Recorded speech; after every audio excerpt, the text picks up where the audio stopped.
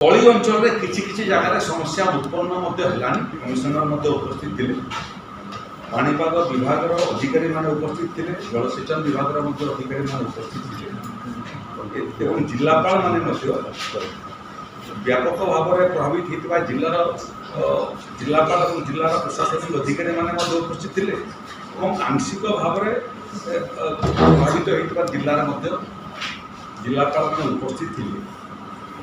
एथिरे गोटे आश्वस्तिर खबर जे वृष्टिपात मोटामोटी ओडिशा रे बंद अच्छे। नवरंगपुर, कोरापुट, बलांगीर, कलाहांडी एभली किसी जिले में झिपिझिपि वर्षा होची, किंतु व्यापक वृष्टिपात सारा ओडिशा रे बंद अच्छे। यह गोटे बड़ आश्वस्तिर खबर एवं पाणीपाग विभाग अधिकारी मानकर जहाँ सूचना से सूचना अनुसार आज काली एवं 1 तारीख पर्यंत मोटामोटी ओडिशा रे वृष्टिपात कम अच्छी।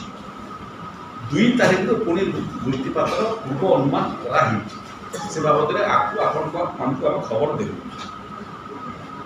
ये वृष्टिपात कम हवा भितर आहरी गोटे आश्वस्तिर खबर है जोटा ऊपर मुंडे वर्षा होता छत्तीसगढ़ में, जहाँफल महानदीर जलपतन वृद्धि पाला। 24 घंटा पूर्व 616 फुट उच्चता थिला महानदीर जल स्तर एवं 620 हो सारा, किंतु छत्तीसगढ़ में वर्षा कम हवा कारण आम आशा करुँ महानदी भीतर को पानी कमवाटा कम है। 620 फुट हवा सत्वे मात्र 2टा गेट खोला है, किंतु बाकी नदी माने जो पानी ये भेड़ेन ठार आरंभ कर छोट छोट नदी माने जो माने रास्ता महानदी सागर मिशुली से पानी मिशिबा फल प्राय 6.5 लाख क्यूसेक पानी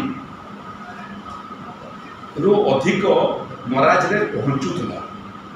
एबे संभवतः आपको आहरी किछि गेट खोली पाए एवं आज राति सुधा आम आशा करुचु, आशंका करुचु, हिसाब लगुचु जे नराज रे पानी 9 लाख क्यूसेक पर्यंत पहुँचब।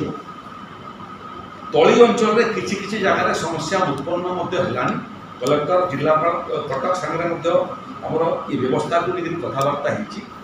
बड़म्बा आठगड़ अंचल में पानी प्रवेश करवाटा आरंभ कलानी। एटा आपको बढ़ी पारे, तेणु मूलरू पानी पहुँचवा पूर्व प्रशासन पहुँचू, प्रशासनिक व्यवस्था पहुँचू, लोक मानकर सुरक्षा कवच हूँ, लोक मान स्थानांतरित करूँ एवं आम आशा करुचु जेहेतु छत्तीसगढ़ में पानी कमिबाटा आरंभ है वर्षा एपटे पानी आसवाटा कमिब एवं संभवतः काली सकाल सुधा ओडिशा रे बन्या परिस्थितिर व्यापक परिवर्तन परिलक्षित हो। द्वितीय विषय है जे सेंट्रल वाटर कमिशन ठारू जो रिपोर्ट आम प्राप्त होती मोटामोटी आपणकर मरास ठारे वार्निंग लेवल 25.41 थिला एवं डेंजर लेवल 26.41 थिला। वार्निंग लेवल रो ऊपर को पानी अच्छी, किंतु डेंजर लेवल को पहुँची नहीं। इटा हो तो आपको डेंजर लेवल को छुई पारे, किंतु नरास छाड़देले महानदी को छाड़देले देवी नदी, कुशभद्रा नदी, सुंदरगढ़ रे इप, पानपोस, जेनापुर रे ब्राह्मणी, आनंदपुर एवं पकुआपड़ा रे बैतरणी, जातीय राजपथ 5 रे बिहाबलंग, जानसोला घाट एवं राजघाट रे सुवर्णरेखा, गुनपुर एवं काशीनगर रे वंशधरा, ऋषिकुलिया एवं जलका, ये सबू जगह जलपतन धीरे धीरे धीरे धीरे कमिबाटा आरंभ करनी, जोटा हूँ गोटे आश्वस्तिर खबर। लोक मान आश्वस्तिर खबर आम पाखे पहुँची। इटा आपको वर्षा वृष्टिपात कमिबा फल आहरी कमी कमी आपको जीव। एटी एबे जहाँ रिपोर्ट आम पाखे अच्छी प्राय 6 लाख लोक प्रभावित होती मात्र 4टा जिले, जाजपुर, भद्रक, बालेश्वर ये तीनोटी जिला व्यापक भाव में प्रभावित होती। मयूरभंज और केन्दुझर मध्य प्रभावित जिला मान भर अन्यतम। तेणु ये 5टा जिले में मोटामोटी 6 लाख लोक प्रभावित होती से भर 1,65,000 लोक स्थानांतरित होती जो सब रिलीफ सेंटर अच्छा। रिलीफ कैंप 464 रिलीफ कैंप ये 5टा जिले में कार्यक्षम अच्छी जो रंधा खाद्य शिशु मान स्वतंत्र खाद्य व्यवस्था होती महिला एवं वयस्क लोक स्वतंत्र व्यवस्था होती।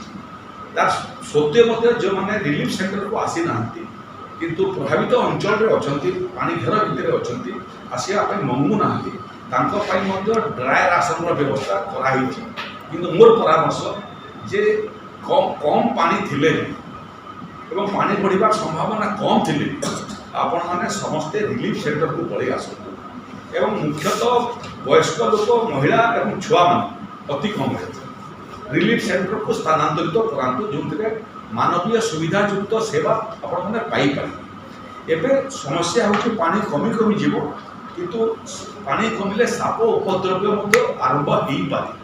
सब जगह एंटी भेनम इंजेक्शन प्रभावित किसी मायना ना तेणु कम हो बेसी हो लोकों रक्षा कवच हो लोक निकटस्थ रिलीफ सेंटर को नियंतु से समस्त प्रकार मानवीय सुविधा सुयोग जोगे दिंतु। पानी खसवा आरंभ कला धीरे धीरे लोक मैंने जिते आसवे से घर जो जो जगार छातर समस्या थी पर्याप्त तालपुरिंग सब भनरेबल जगार आम मौजूद रखीचु तार व्यवहार करूँ। क्षतिपूरण राशि देवाई पानी कमिला क्षण क्षतिपूरण राशि पाइबापी 3 दिन भितर सर्वे काम समाप्त करूँ। सर्वे कला बेलू मानवीय दृष्टिकोण रखिक लोक क्षयक्षतिर आकलन करातु। जो चाषी मैंने क्षतिग्रस्त होती कृषि विभाग सामने भी आम कथबार्ता हो कम मियादी विहनर व्यवस्था राज्य सरकार करा लोक उपलब्ध करेंगे।